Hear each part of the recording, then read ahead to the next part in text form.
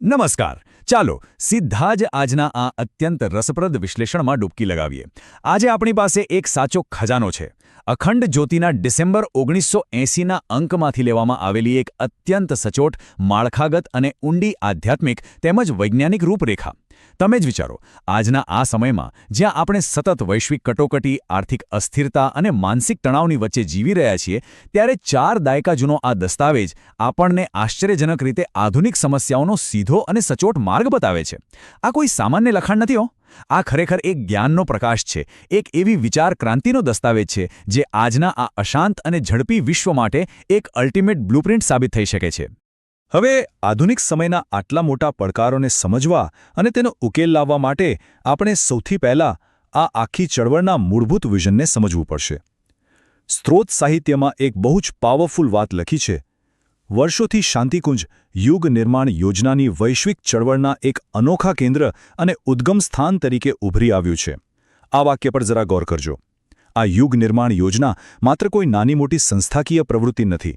તે એક વિશાળ, ગ્લોબલ લેવલની ચળવળ છે, જેનો એકમાત્ર હેતુ સમાજમાં નૈતિક મૂલ્યોની પુનઃસ્થાપના અને માનવજાતિનું આધ્યાત્મિક પુનર્જાગરણ કરવાનો છે. સાદી ભાષામાં કહીએ તો, જ્યાં સુધી માણસના પાયાના નૈતિક મૂલ્યો મજબૂત નહીં હોય, ત્યાં સુધી બહારની કોઈપણ મોટી સમસ્યાનો કાયમી ઉકેલ લાવી શકાશે નહીં. તો આ આખા ખ્યાલને ડીકોડ કરવા માટે આપણે તેને 5 મુખ્ય ભાગમાં વહેંચીશું. 1. સંદર્ભ અને દૃષ્ટિકોણ. 2. આંતરિક પરિવર્તન. 3. વિજ્ઞાન અને ધર્મનું અનોખું સંયોજન. 4. વાસ્તવિક સામાજિક પહેલ. અને 5. આ બધાનું અંતિમ લક્ષ્ય એટલે કે નવો યુગ. ચાલો પહેલા વિભાગથી શરૂઆત કરીએ.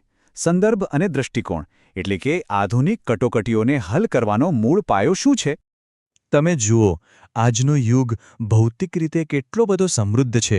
આપણી પાસે બધી જ સગવડો છે, છતાં અંદરથી આપણે એટલા જ ખાલીખમ અને અશાંત અનુભવીએ છીએ, ખરું ને? 1980નો આ દસ્તાવેજ એકદમ સચોટ રીતે નોંધે છે કે ટેકનોલોજી ભલે વધી, પણ માણસની માનસિક શાંતિ તો ક્યાંક છીનવાઈ જ ગઈ છે. આજના આ દોડધામ ભરેલા વિશ્વમાં સ્ટ્રેસ એટલે કે તાણ એક રોગચાળાની જેમ ફેલાઈ ગયો છે. અને એટલે જ મૂળ સાહિત્યમાં લક્ષ્યાંકિત શાંતિ અને ખુશી તથા સ્ટ્રેસ મેનેજમેન્ટ પર ખાસ ભાર મૂકવામાં આવ્યો છે. આધુનિક સમયની પીડાઓનો ઇલાજ બહારની કોઈ પ્રોડક્ટમાં નથી, પરંતુ એક પ્રોપર માનસિક વ્યવસ્થાપનમાં છે. જ્યારે આપણું મન શાંતિના સ્પંદનો ઝીલતું થશે, ત્યારે જ આપણે આ આધુનિક સંઘર્ષોને સાચા અર્થમાં હરાવી શકીશું. અને આ જ વાત આપણને આપણા બીજા વિભાગ તરફ લઈ જાય છે, આંતરિક પરિવર્તન. દુનિયાને બદલવાની શરૂઆત એકદમ સૂક્ષ્મ સ્તરથી થવી જોઈએ. આ વિચાર ક્રાંતિ સ્પષ્ટપણે માને છે કે કોઈ નવો યુગ આસમાનમાંથી નથી પડવાનો. તેનું નિર્માણ આપણી અંદરથી, વ્યક્તિગત મનમાંથી થવું જોઈએ. સ્ત્રોત સાહિત્યમાં ઊંડા આંતરિક પરિવર્તનને કેટલાક પાયાના સ્તંભોમાં વહેંચવામાં આવ્યું છે, અને એમાં પણ સૌથી વધુ ફોકસ ઈચ્છાશક્તિ અને મનોબળ પર છે. હવે તમે કહેશો કે શા માટે? કારણ કે મિત્રો, તમારું મનોબળ એ જ તમારા જીવનનું એન્જિન છે. જો એ મજબૂત હશે તો વ્યક્તિગત પરિવર્તન અને વ્યક્તિત્વ શુદ્ધિકરણ તો આપોઆપ થઈ જશે. ધ્યાન દ્વારા આપણી છુપાયેલી આંતરિક ક્ષમતાઓને જાગૃત કરવી અને આપણી જ લાગણીઓ પર માસ્તરી મેળવવી એ બહારની દુનિયાને બદલવાની પહેલી શરત છે. બહાર અજવાળું કરતા પહેલાં પોતાની અંદર સંકલ્પનો દીવો પ્રગટાવવો જ પડશે. ચાલો હવે આપણે ત્રીજા અને કદાચ સૌથી આશ્ચર્યજનક વિભાગ તરફ આગળ વધીએ. વિજ્ઞાન અને ધર્મનું સંશ્લેષણ. સામાન્ય રીતે આપણે વિજ્ઞાન અને ધર્મને બે સાવ વિરોધી દિશાઓ માનીએ છીએ, રાઈટ? પણ અહીં સ્ત્રોત સાહિત્યમાં એક જબરદસ્ત કન્સેપ્ટ આપવામાં આવ્યો છે, વૈજ્ઞાનિક આધ્યાત્મિકતા. આ માત્ર કોઈ હવામાં કરેલી વાત નથી. અહીં સ્પષ્ટ કહેવાયું છે કે આધ્યાત્મિક માન્યતાઓને પ્રયોગમૂલક તર્કની કસોટી પર પાસ થવું પડે. દાખલા તરીકે 1970 અને 80ના દાયકામાં હાર્વર્ડના મેડિકલ સંશોધકો દ્વારા થયેલા રિસર્ચનો ઉલ્લેખ કર્યો હતો, તો તેમણે સાબિત કર્યું હતું કે આધ્યાત્મિક પ્રથાઓથી ખરેખર શારીરિક વિશ્રામ અને હીલિંગ થાય છે. આનો સીધો અર્થ એ થયો કે આધ્યાત્મિક પ્રથાઓનું એક મજબૂત વૈજ્ઞાનિક માળખું છે. આધુનિક વિજ્ઞાન અને પરંપરાગત આસ્થા બંને ખરેખર તો માનવ કલ્યાણના એક જ સત્યને શોધવાના બે અલગ અલગ રસ્તાઓ છે. અને આ વૈચારિક સંતુલન જુઓ. કેટલું અદ્ભુત છે! એક તરફ છે આપણો પ્રાચીન વારસો, વેદોનો દિવ્ય સંદેશ અને આપણું ભારતીય સંસ્કૃતિ દર્શન, અને બીજી તરફ છે ભવિષ્યની અત્યાધુનિક ટેકનોલોજી. 1980ના દાયકાના આ લખાણોમાં ભલે આજના લોકશાહી માટે આર્ટિફિશિયલ ઇન્ટેલિજન્સ એટલે કે AI જેવા શબ્દો સીધા ન લખાયા હોય, પરંતુ મૂળ વિચાર એ જ છે. ટેકનોલોજીનો ઉપયોગ માત્ર પૈસા કમાવા માટે નહીં, પણ લોકશાહીના મૂલ્યો જાળવવા, પારદર્શિતા લાવવા અને માનવતાના ભલા માટે થવો જોઈએ. પ્રાચીન જ્ઞાન અને ભવિષ્યલક્ષી વિજ્ઞાનનું આ કોમ્બિનેશન આપણને શીખવે છે કે સાચો વિકાસ આપણા મૂળિયાને પકડી રાખીને ભવિષ્યમાં ઉડાન ભરવામાં છે. તો આ બધી તો થઈ વિચારોની વાતો, પણ આ બધું વ્યવહારમાં, રિયલ લાઈફમાં કેવી રીતે કામ કરે છે? એ છે આપણો ચોથો વિભાગ, સામાજિક પહેલ. જુઓ, આ ઉચ્ચ આદર્શો માત્ર ચોપડીઓમાં બંધાઈને નથી રહ્યા. વિજ્ઞાન અને આધ્યાત્મિકતાના આ સમન્વયને વાસ્તવિક જમીન પર ઉતારવામાં આવ્યો છે. ફિલોસોફિકલ વાતોનું સીધું જ નક્કર પગલાઓમાં રૂપાંતર થાય છે. સામાજિક સુધારણા માત્ર મોટા ભાષણોથી નહીં, પણ સ્વચ્છતા અભિયાન જેવા પાયાના કામોથી થાય છે. લોકોના સ્વાસ્થ્ય અને ફિટનેસ માટે ચાલતું વ્યસન મુક્તિ અભિયાન, વિચારો તો ખરા, કેટલાય લાખો પરિવારોને બરબાદ થતા બચાવે છે. અને આ યુગ નિર્માણના મોટા સપનાને પૂરું કરવા માટે શાંતિકુંજ ખાતે વિશિષ્ટ શિબિરો અને તાલીમ અપાય છે, જ્યાં સામાન્ય માણસોને તૈયાર કરવામાં આવે છે કે જેથી તેઓ સમાજમાં જઈને આ ક્રાંતિનો હિસ્સો બની શકે.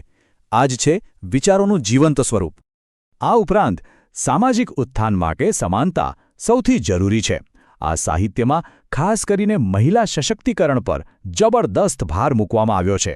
કારણ કે આપણે સૌ જાણીએ છીએ કે જ્યારે એક મહિલા સશક્ત બને છે, ત્યારે આખી આવનારી પેઢી જાગૃત થાય છે. સાથે જ માનવ ગરિમાની રક્ષા કરવી, આજના કિશોરો અને વિદ્યાર્થીઓને યોગ્ય દિશા બતાવવી અને આપણા પારિવારિક સંબંધોમાં ફરીથી એ જ પ્રેમ અને આત્મીયતા કેળવવી. 80ના દાયકામાં પણ આ બાબતો પર આટલું જ ફોકસ હતું, કારણ કે જો પરિવાર તૂટશે તો સમાજ તો આપોઆપ તૂટી જવાનો છે. એટલે જ કૌટુંબિક સંબંધોને મજબૂત બનાવવા એ આખી યોજનાના કેન્દ્રમાં છે. હવે આ બધી જ મહેનત, આ આંતરિક મનોમંથન અને બાહ્ય સામાજિક કાર્યો આપણને ક્યાં લઈ જશે? એ છે આપણો પાંચમો અને અંતિમ વિભાગ, નવો યુગ. આ તમામ કાર્યોનું એકમાત્ર અલ્ટિમેટ લક્ષ્ય છે. મૂળ સાહિત્યના શબ્દોમાં કહું તો આખી પ્રોસેસ નવા યુગનું આગમન અને ધરતી પર સ્વર્ગની સ્થાપના તરફ જાય છે. હવે તમને થશે કે આ ધરતી પર સ્વર્ગ સાંભળવામાં થોડું કાલ્પનિક લાગે છે, પણ ના, આ કોઈ અલગ ગ્રહની વાત નથી. આ એક એવો સમાજ છે જ્યાં દરેક વ્યક્તિ એકબીજા સાથે સહકાર, પ્રેમ, ન્યાય અને સમાનતાથી જીવે, જ્યાં સ્વાર્થ અને નફરતની કોઈ જગા ન હોય. આ લખાણો વારંવાર કહે છે કે જ્યારે આપણે અંદર રહેલા દેવત્વનો ઉદય થશે, ત્યારે જ આ ધરતી પર સાચા અર્થમાં સ્વર્ગ ઉતરશે.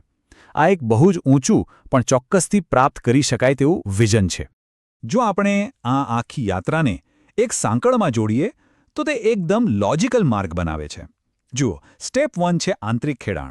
પહેલાં પોતાની અંદરની ઈચ્છાશક્તિ અને મનોબળને જગાડો. પછી સ્ટેપ 2, આ જાગૃતિને વિજ્ઞાન અને ધર્મના સાચા જ્ઞાનથી એક નવી દિશા આપો. ત્યારબાદ સ્ટેપ 3, આ જ્ઞાનનો ઉપયોગ સામાજિક સુધારણાના નક્કર પગલાં લેવામાં કરો. અને છેલ્લે સ્ટેપ 4, આખી આ પ્રોસેસ સતત ચાલશે એટલે વૈશ્વિક સ્તરે તેનું મેક્રો પરિણામ મળશે, એટલે કે એક નવો પરિવર્તનશીલ યુગ રચાશે. આ એક પરફેક્ટ વૈજ્ઞાનિક અને આધ્યાત્મિક સિસ્ટમ છે. તો અંતે આ બધું સમજ્યા પછી આપણા મનમાં એક બહુ જ મોટો અને વિચારવા જેવો પ્રશ્ન ઊભો થાય છે. શું આધુનિક વિજ્ઞાનની અદ્યતન સમજ અને આપણા પ્રાચીન આધ્યાત્મિક વારસાનું આ અનોખું સંગમ ભવિષ્યની વૈશ્વિક ચળવળોનો નવો ચહેરો બની શકશે? શું આજની માનવતા આ બે મહાન શક્તિઓને ભેગી કરીને આવતીકાલની એક નવી અને સુવર્ણ દુનિયાનો પાયો રચી શકશે?